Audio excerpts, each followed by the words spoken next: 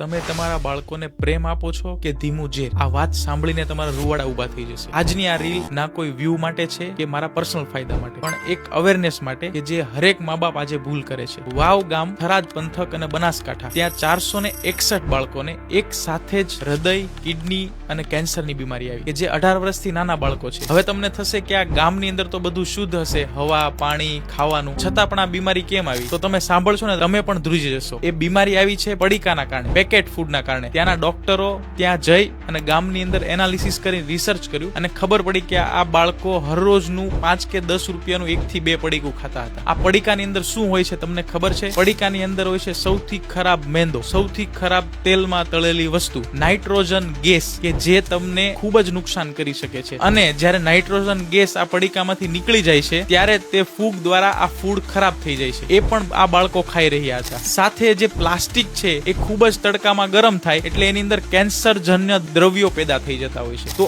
આ છે મેઇન પડીકા, જે તમે તમારા બાળકોને 5 કે 10 રૂપિયા આપી અને છૂટા થઈ જાવ છો અને બાળકોને મજા પડી જાય છે. પણ આજે ચેતી જજો કે જો તમે રોજ બાળકોને પડીકા આપો છો તો તમે આજે પણ તમારા બાળકોને બચાવી શકો છો. જેટલો પણ નાસ્તો બહારનો ખાય છે એની જગ્યાએ તમે ઘરનો નાસ્તો આપી શકો છો. ઘરે બધું જ બની શકે છે. કમસે કમ તે શુદ્ધ તો હશે. તો આ રીલને વ્યૂ માટે નહીં કે કોઈ પણ ફાયદા માટે નહીં, પણ દરેક મા બાપને શેર કરો કે જે રેગ્યુલર પડીકા ખવડાવે છે, તો દરેક મા બાપ એમના બાળકોને બચાવી શકે અને આજથી તે આ સુધારો લાવી શકે. જય હિન્દ, જય ભારત.